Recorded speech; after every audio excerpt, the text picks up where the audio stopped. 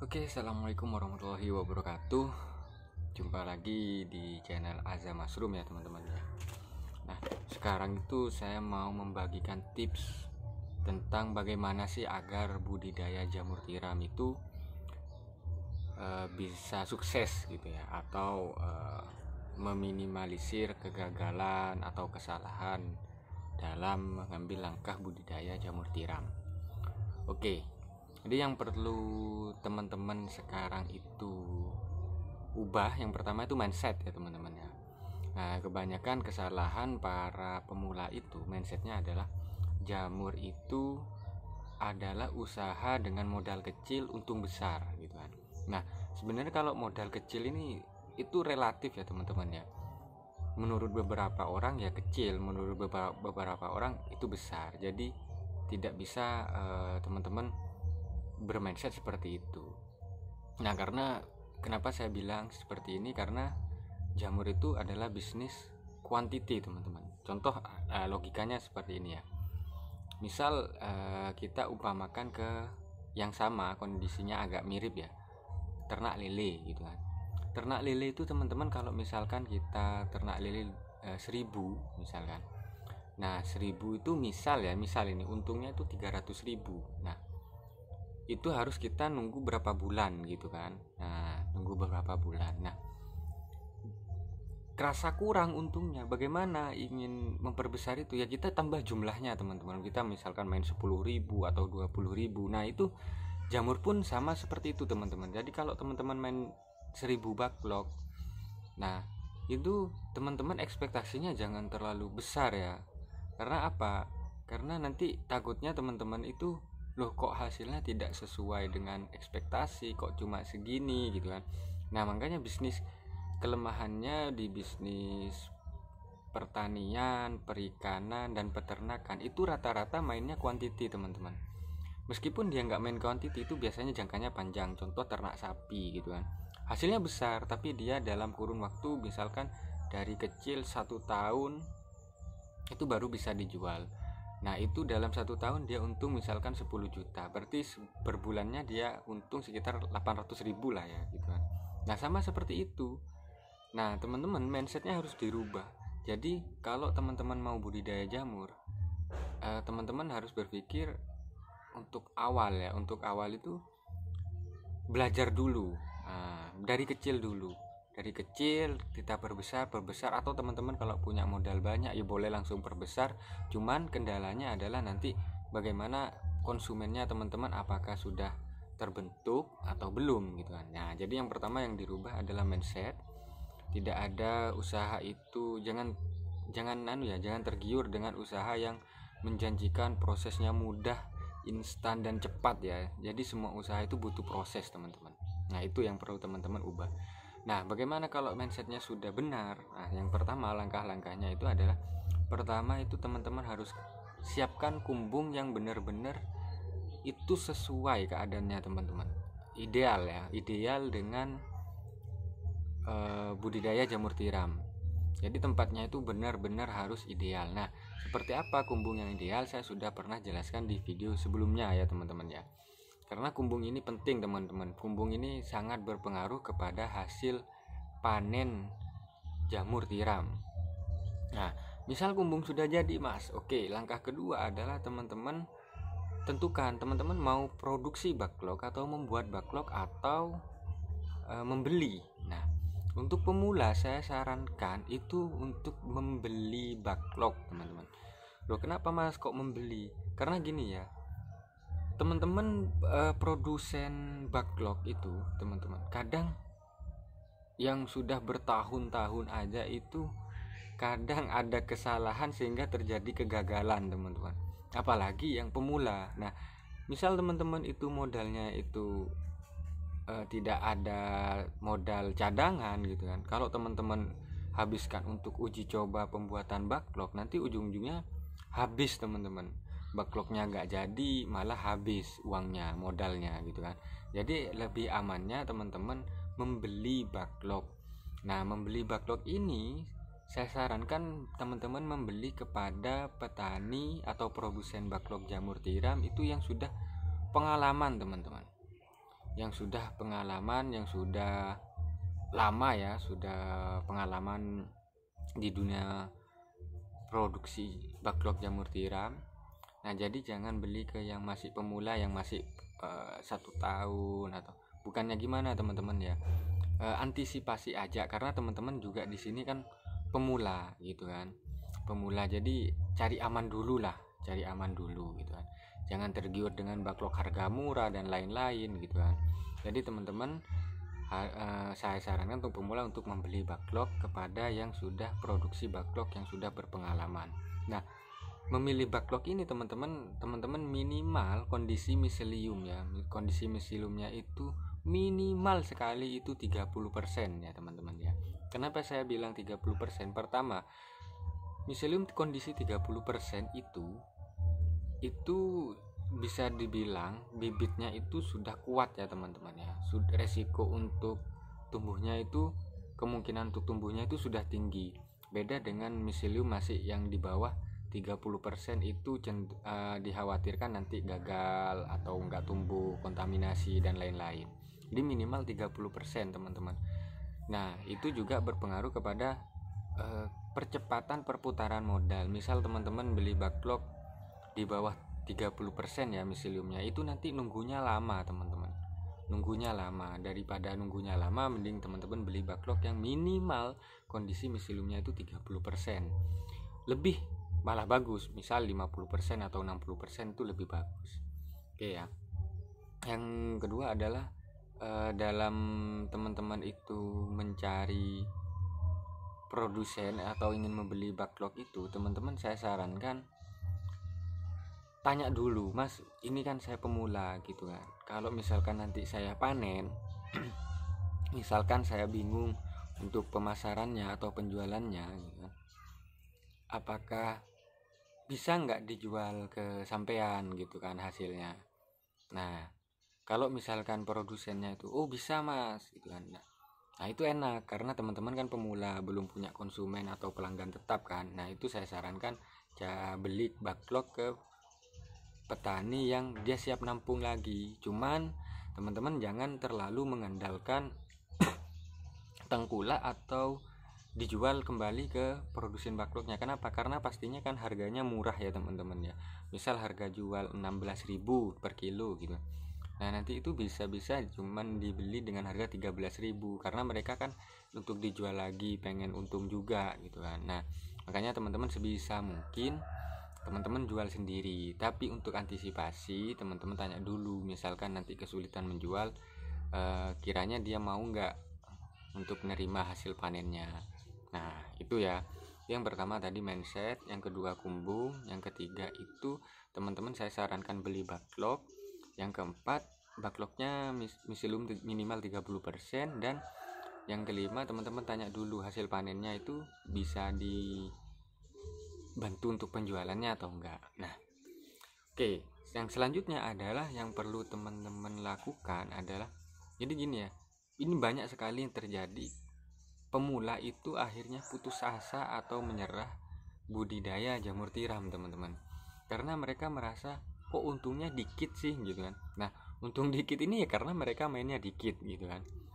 Nah bagaimana untuk biar untungnya itu terasa gitu kan, lebih memuaskan lah gitu.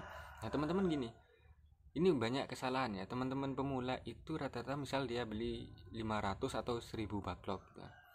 Nah masa pakai backlog itu kan 4 bulan. Jadi dia setelah mulai panen itu nggak beli backlog lagi sampai backlognya itu dibuang gitu kan. Nah itu langkah yang salah ya teman-teman ya. Kenapa saya bilang itu langkah yang salah? Karena jamur itu gini, kita beli backlog 30, kondisi miselium 30%, itu kita biasanya nunggu sekitar 1 bulan ya teman-teman untuk tumbuh backlog. Nah misalkan teman-teman itu nanti nggak nunggu backlog yang sebelum yang pertama itu dibuang baru beli lagi, nanti ketika teman-teman beli backlog itu nanti malah nunggu lagi gitu. Nah teman-teman sudah terlanjur cari pelanggan, cari pembeli, terus teman-teman stoknya kosong gitu kan sampai sebulan atau lebih ya. Nah itu nanti yang terjadi apa, pelanggannya kabur lagi teman-teman, mulai dari awal lagi cari pelanggannya. Makanya kalau saya ketika teman-teman itu ada yang beli backlog gitu kan, saya target dia bukan untuk kepentingan pribadi ya, tapi untuk kesuksesannya dia juga, keberhasilannya dia juga gitu. Mas, kalau bisa per bulan sampean beli 1000 backlog atau 500 backlog itu harus rutin gitu kan. Jadi perputaran stoknya itu nanti enak teman-teman. Misalkan bulan pertama gitu kan, bulan pertama dia beli backlog 500 gitu kan, bulan kedua dia mulai panen. Nah, bulan kedua itu dia beli lagi kan backlog. Pembelian kedua ini kan masih nunggu, belum tumbuh gitu kan, belum tumbuh. Nah, nanti menginjak bulan ketiga gitu kan, yang backlog ini sama-sama tumbuh, cuman pembelian pertama itu pasti menurun. Nah, teman-teman itu kebanyakan berpikir panennya itu stabil selama 4, Mas ini backlog itu masa panennya bisa sampai 4 bulan gitu kan, masa produktifnya. Tapi dia itu berpikir selama 4 bulan tuh cenderung stabil, padahal yang terjadi adalah selama 4 bulan tuh pasti menurun teman-teman. Yang paling bagus itu memang biasanya ya bulan pertama dia tumbuh, itu mulai tumbuh itu 1 bulan tuh bagus, bulan kedua itu masih bagus. Nah, bulan ketiga ini sudah mulai menurun. Nah, ketika bulan ketiga ini menurun, backlog tadi pembelian kedua inilah yang membantu stoknya teman-teman gitu. Nah, nanti bulan ketiga teman-teman beli lagi dan terus seperti itu. Jadi ketika backlog pertama yang dibuang sudah expired gitu, sudah akhir, teman-teman sudah punya stok lagi gitu. Jadi nggak nunggu.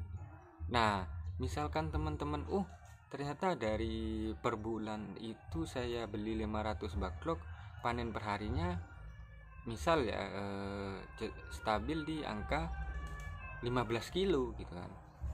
Nah, ternyata kurang nih untuk kebutuhan konsumen. Teman-teman tinggal tambah per bulannya, saya naikkan jadi per bulan saya harus beli backlog 1000 gitu kan. Nah, terus stabil per bulannya 1000. Nah, seperti itu teman-teman. Nah, biar teman-teman itu nggak stop. Jadi minusnya di jamur tiram itu seperti itu teman-teman gitu. Jadi kalau teman-teman nggak bisa ngatur stok, nanti teman-teman sudah promo ke sana ke sini, sudah ada pelanggan, Mbak saya butuh jamur per hari 3 kilo atau satunya juga butuh 5 kilo, tapi teman-teman nggak, stoknya itu nggak diatur. Yang terjadi apa? Nanti jamurnya teman-teman itu habis dan pelanggan itu malah susah ambil ke teman-teman lagi karena dia sudah dapat petani lain ya, sudah beli ke petani lain. Ya kalau bicara ya Mas namanya rezeki nggak kemana, iya bener teman-teman, cuman kan rezeki, untuk kita jemput rezeki itu juga ada ilmunya gitu kan, harus diusahakan juga, diupayakan juga gitu kan. Nah, jadi itu ya teman-teman ya, untuk pemula yang tadi itu, yang pertama itu apa tadi itu mindset, terus kedua itu apa tadi, kumbung ya, kumbung harus ideal. Ketiga, teman-teman beli, disarankan untuk pemula untuk membeli saja backlognya, jangan memproduksi. Yang keempat, backlog ini kondisi miseliumnya minimal 30%. Kelima, untuk teman-teman beli backlog itu penjualannya itu bisa ditampung kembali atau tidak gitu. Dan keenam ini yang barusan, pengaturan stok teman-teman. Nah, setelah itu baru teman-teman tips suksesnya ya baru di lapangan, seperti perawatan, terus penyiraman dan lain-lain. Nah, baru itu kalau kunci biar usaha jamurnya teman-teman itu jalan ya, jalan biar terus ada progres, itu yang tadi. Nah, selebihnya itu teman-teman perawatan di lapangan. Tapi enaknya beli backlog itu teman-teman, kita sebenarnya nggak terlalu susah sih untuk perawatan jamur tiram itu. Yang susah itu memang diproduksi, karena memang banyak faktor-faktor yang harus teman-teman perhatikan. Makanya saya tidak sarankan untuk pemula itu untuk produksi, takutnya apa, nanti gagal dan modalnya habis malah untuk uji coba gitu kan teman-teman. Nah, makanya saya sarankan beli saja teman-teman. Untuk perawatannya seperti apa, terus Kalau untuk raknya, kumbungnya seperti apa, saya sudah siapkan videonya teman-teman.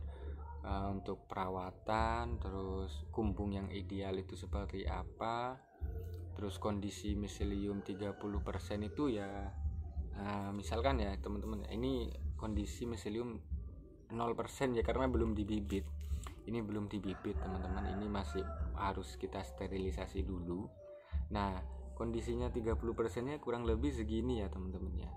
Jadi akar jamurnya yang serabut putih itu kondisinya seperti ini, segini. Nah, itu minimal segitu ya teman-teman ya. Teman-teman bisa beli. Kalau masih segini miseliumnya atau segini, belum segini lah, hampir 50%, itu saya sarankan jangan dibeli teman-teman. Kecuali ya memang benar-benar dari penjualnya itu menyediakan garansi, misalkan ada yang nggak jadi gimana mas. Cuman pengalaman saya itu pernah kena tipu teman-teman. Pertama ada yang nggak diganti gitu kan, kedua ada yang saya sampai beli 3.000 waktu itu kena tipu, orangnya ngilang gitu kan, sedangkan backlognya banyak sekali yang gagal gitu kan. Setelah di WA nomor saya sudah diblokir gitu.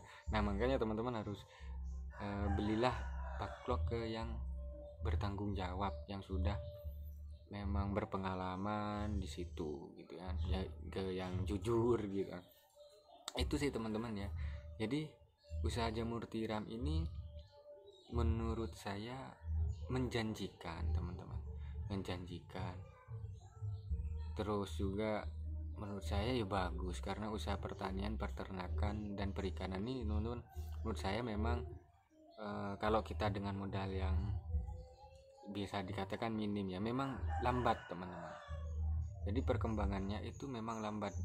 Kenapa? Karena kita itu berkaitan dengan makhluk hidup. Jadi kayak jamur saya buat sekarang, backlog nggak bisa tumbuh besok gitu. Kita harus nunggu, kayak nanam padi, sekarang nanam, hari ini nanam, ya nggak langsung tumbuh, nggak bisa langsung dipanen kan, seperti itu. Tapi teman-teman, menurut saya pribadi, salah satu bidang usaha yang memang prospeknya itu masih panjang itu ya 3 bidang tadi itu. Karena semakin banyak manusia ya semakin banyak permintaan teman-teman. Nah itu ya teman-teman ya. Jadi teman-teman yang mau usaha budidaya jamur, terapkan yang saya sampaikan tadi itu teman-teman ya. Atau bisa juga teman-teman sharing ke petani lain boleh. Cuman kalau saya itu lebih ke realnya ya teman-teman. Kadang mohon maaf ini tidak menyinggung siapapun, karena saya dulu mengalami ya teman-teman. Kadang saya beli backlog itu ada juga yang yang penting backlog saya laku, jadi dijanjikan yang manis-manis, yang gini-gini segala macam, dan akhirnya malah nggak dibantu dan segala macam ya teman-teman ya. Nah makanya dari situlah, inilah proses tahap langkah-langkah yang perlu teman-teman lakukan ketika teman-teman mau budidaya jamur tiram itu ya. Nah oke, itu saja sih teman-teman ya. Semoga video ini bermanfaat. Terima kasih. Silakan teman-teman subscribe, like dan komen biar saya tambah semangat lagi buat buat video-video konten seperti ini. Dan planningnya misalkan nanti saya punya usaha baru gitu kan, saya seneng teman-teman nyoba-nyoba usaha, misalkan kayak ternak ayam dan lain-lain, itu nanti saya buatkan videonya. Makanya teman-teman yang suka dengan video-video saya itu silahkan subscribe, like dan komen. Teman-teman yang ada pertanyaan juga boleh komen, nanti saya buatkan videonya ya. Oke, terima kasih teman-teman. Assalamualaikum warahmatullahi wabarakatuh.